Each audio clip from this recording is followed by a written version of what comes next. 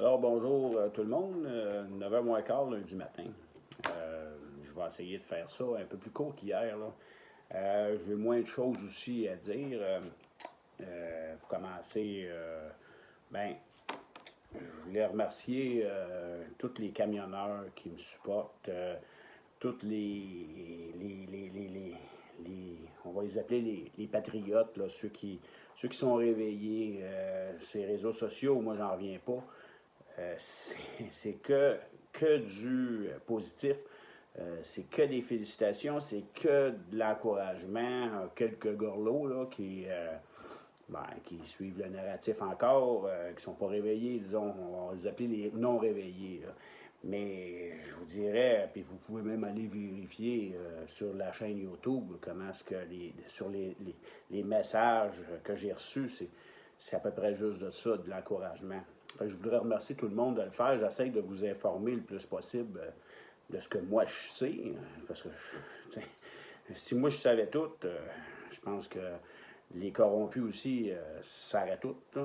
Qu'est-ce que les patriotes font, parce que c'est c'est une guerre, dans le fond, une guerre d'information, comme les lanceurs d'alerte le disent. Puis ils ne savent pas trop ce que Trump va faire. C'est pour ça qu'il garoche un peu n'importe quoi. Fait sur ce, je ne veux pas embarquer là-dedans parce que j'ai pas assez de connaissances. Moi, je vous dis ce que moi je pense par rapport à ce que j'écoute de ces lanceurs d'alerte-là, parce que j'écoute plus. Ça fait longtemps que j'ai coupé le câble et que j'ai fermé Vidéotron.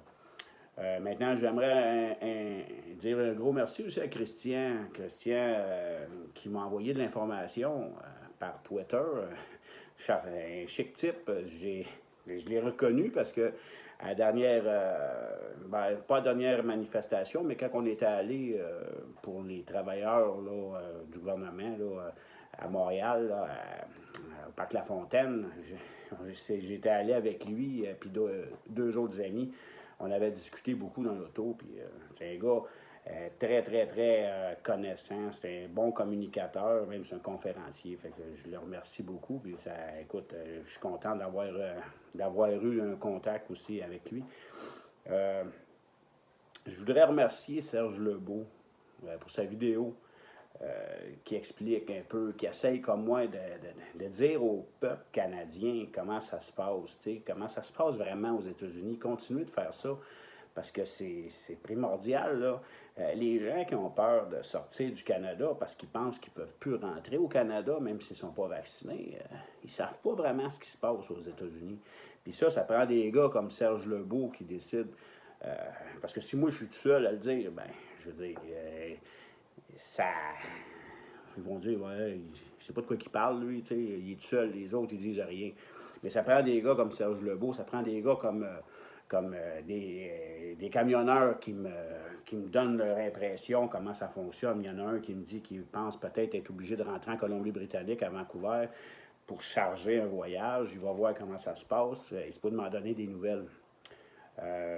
Ces gars-là, moi, je leur dis merci parce que c'est avec eux autres qu'on va dire, qu'on va contrer le narratif des médias subventionnés qui désinforment carrément la population. Moi, ça fait 2 ans que j'essaie de dire à tout le monde que je connais que c'est pas ce qu'ils disent les médias qui se passe réellement aux États-Unis.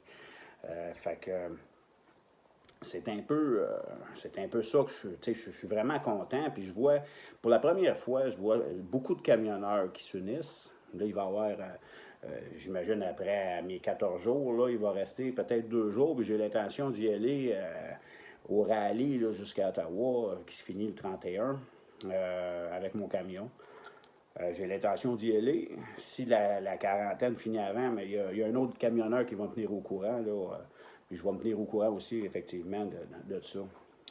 C'est s'unir. Ça fait longtemps que je le dis. Moi, ça fait 28 ans que je fais ça. Ça fait 23 ans que j'ai mon propre camion. J'ai fait tous les États-Unis à grandeur. J'étais allé partout, à part en Alaska puis Porto Rico. Mais je connais les États-Unis mieux que le Canada. Alors, je connais le quotidien de tout le monde, même si là, dans le moment, je fais juste du New York. Je suis à la maison tous les 2 jours. Mais je connais le quotidien de tous ces gars-là. Je connais. Puis tous ces gars-là aussi ont toute la même incertitude économique, surtout parce que, je dis comme il y en a qui disaient sur Facebook,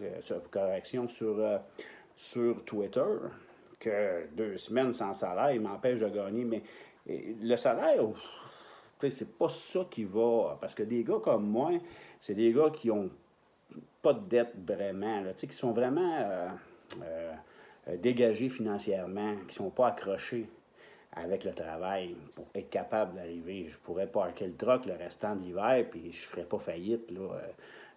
J'ai des revenus là, quand même. Puis ces gars-là aussi, j'imagine, qui sont capables de faire la même chose que moi, sont pas égorgés financièrement. Fait que sur ça, je vais passer. Tout ce que je veux dire par là, c'est que si vous ne voulez pas être pris dans ce système-là, ben, il faut s'arranger financièrement pour ne pas être pris avec des dettes.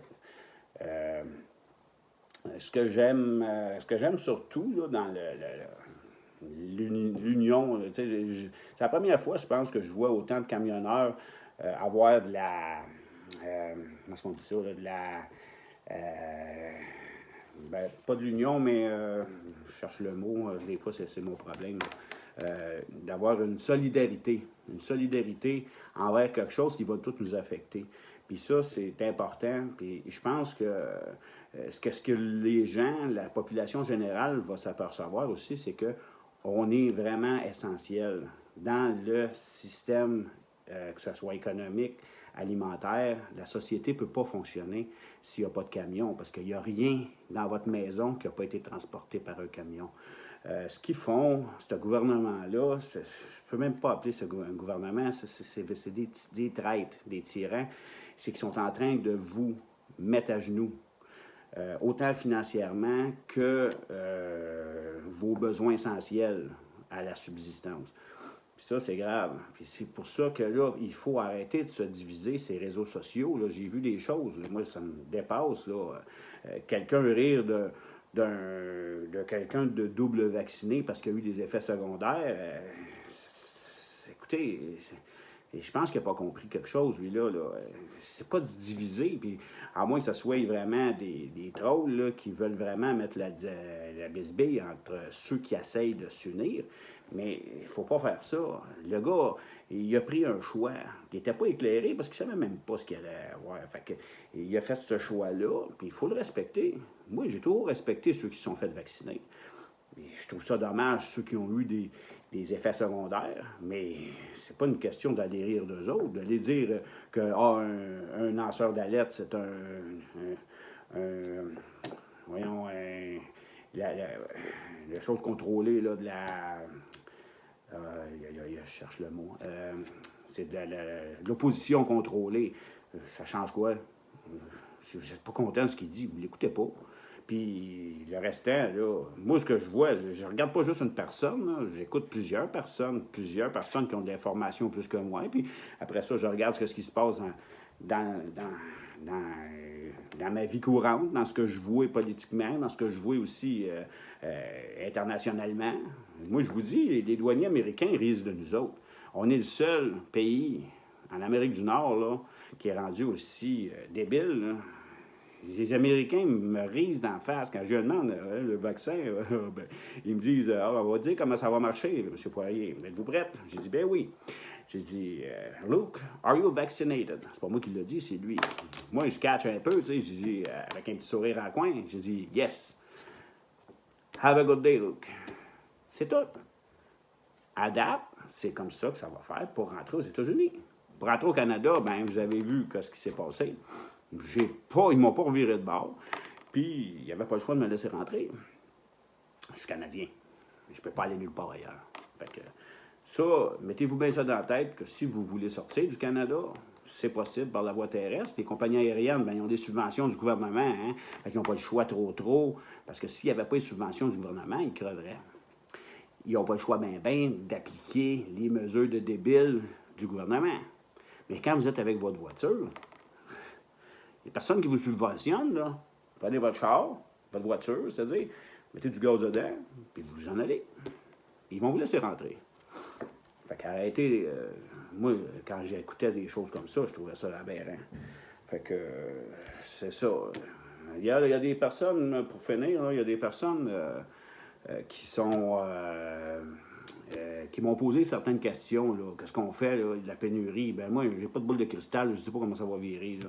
Mais, tu sais, ça fait longtemps que des personnes, des lanceurs d'alerte m'avaient conseillé, que j'ai écouté aussi, de faire des provisions, surtout de la nourriture sèche, c'est-à-dire de la nourriture qui est non périssable. Ces choses-là, si on regarde l'économie, comment ça va, l'inflation qui monte tout le temps, si vous les achetez aujourd'hui, ben vous allez les payer ce prix-là. Peut-être qu'ils vont être 10-15% plus chers dans 2 mois. Fait que si vous les achetez aujourd'hui, puis je veux pas créer une pénurie puis une crise là, mais tu sais, moi j'y ai allé graduellement, j'en ai accumulé. Mais ce que j'ai acheté il y a 6 mois, ben je l'ai payé avec ce que ça coûtait il y a 6 mois. Fait que moi, c'est ce que je dis, tu sais.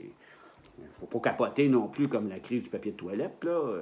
Aller remplir des paniers bien pleins, puis stocker à la maison pour avoir de place pour bouger. Mais, tu sais, de se préparer un petit peu à ce qu'il n'y ait pas tout ce qu'on veut, ces tablettes. Moi, je pense que les Américains vont faire beaucoup de pression. D'ailleurs, Christian m'a envoyé un post comme Schneider, parce que je l'avais vu, ça a même été publié sur Truck Stop Québec. Schneider retirait tous ses camions du Canada. Puis Schneider, c'est gros, là. Je pense que c'est pas la plus grosse compagnie de transport aux États-Unis, c'est une des grosses. Ils retirent tout. Imaginez. Hey, ça va en faire en maudit, là. Des trucks, ça va en prendre des trucks là, pour le remplacer, Schneider. Puis il ne sera pas le seul. Fait que là, c'est la population complète qu'il faut qu'ils se mobilisent. Il faut que les gens comprennent que là le virus, c'est plus ça le problème. Là. C'est quelque chose de bien plus gros en arrière de ça. C'est un cover-up. Ils se servent de ça. Puis, ça risque d'empirer si personne ne fait rien. Moi, c'est ce que je veux. Un petit mot pour ceux qui sont partis vivre ailleurs. Là, moi, je respecte ça. Mais par contre, là, vous êtes bien, vous avez de la vie libre, tout est beau. J'aurais pu faire la même chose. J'ai des raisons personnelles pourquoi je ne l'ai pas fait. Mais ce qui me choque, c'est de voir ces gens-là, sur les réseaux sociaux, commencer à mettre la discorde entre ceux qui sont restés et qui vont se battre pour leurs droits. Peu importe les raisons que vous avez eues de vous en aller, ça vous regarde, puis je vous juge pas. Mais fermez donc vos gueules au lieu d'essayer de discorder les gens qui sont là puis qui essayent de se démarder. Puis je veux dire un gros merci aux personnes qui vivent déjà aux États-Unis puis qui nous encouragent puis qui nous disent vraiment ce qui se passe, parce que c'est un peu comme les camionneurs, eux aussi. Là. Ils nous disent, regardez, là, votre gouvernement vous mente à journée longue. Fait que ces gens-là sont importants. Mais les ticounes là, qui passent leur temps à mettre la discorde entre ceux qui se démarrent, ben fermez donc vos gueules, ça va aider à finir ça un peu plus vite. Fait que sur ça, c'était pas mal ça là, que j'avais à dire. Dans le fond, moi, j'ai fait de 48 heures à date. Là. Il me reste encore 12 jours. On va avoir le temps d'en faire d'autres. Là. J'ai déjà 13 minutes. Là. Je vais arrêter ça. Je vais pas ça m'écouter des vidéos bien longues. Fait que c'est un peu ça que je sais dans le moment. Puis, comme je vous dis, l'important, là, c'est pas ce que le monde pense. C'est que le monde s'unisse puis qu'ils se disent ça va faire, on a assez. C'est ça qui est important. Fait que tenez-vous debout. Puis si on arrête d'avoir peur, ben, ils n'auront pas le choix de reculer. Ils n'auront pas le choix de nous laisser travailler. Moi, c'est pas l'argent qui me fait le plus mal, là, dans le moment. C'est qu'ils m'ont enlevé mes droits.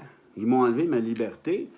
Puis, tout en sachant que je suis en parfaite santé, j'ai même pas de symptômes, j'ai même pas de fièvre, rien. Puis, ils laissent travailler le personnel soignant qui teste positif à COVID. C'est illogique, là. Je veux dire, si c'est pas de la coercition, si c'est pas une manière détournée de m'obliger à prendre ce vaccin-là, ben, je sais pas c'est quoi. Fait que puis, moi, je veux dire, je le prendrai jamais, le vaccin. Fait que quand même qu'il s'asseyerait, qu'il ferait ce qu'il voudra, moi, ça me dérange pas, mais je le prendrai jamais. Fait que ça, c'est mon point de vue. Puis, c'est plus ça qui me dérange de cette situation-là. Alors là, ben c'est ça. Fait que je vais publier ça, puis je vais me tenir au courant. Là. Il y a différentes personnes, puis je remercie beaucoup les personnes qui m'appellent puis qui me donnent des informations. C'est bien utile, je vais essayer de les communiquer. Parce qu'il y en a beaucoup qui, pour des raisons, ils veulent rester dans l'anonymat, puis je comprends ça. Moi, je veux dire, j'étais pas, je veux pas être populaire, là, mais j'ai jamais sorti en public comme je le fais là. J'étais un gars gêné, puis je veux dire, je suis pas tellement à l'aise non plus avec le narratif. Je me surprends même. J'essaye de pas sacrer, mais je pense que je réussis quand même assez bien. Fait que sur ça, ben, je vais vous souhaiter une belle journée. Moi, aujourd'hui, je m'ennuierai pas. Là. Je vais avoir de la neige à pelleter pas mal. Là. Fait que une chance que j'ai le droit de faire ça. La seule affaire que je peux contaminer, c'est ma pelle. Fait que sur ce, ben, je vous souhaite une bonne journée. Puis soyez solidaires. Ça va venir. On s'en vient. Bonne journée.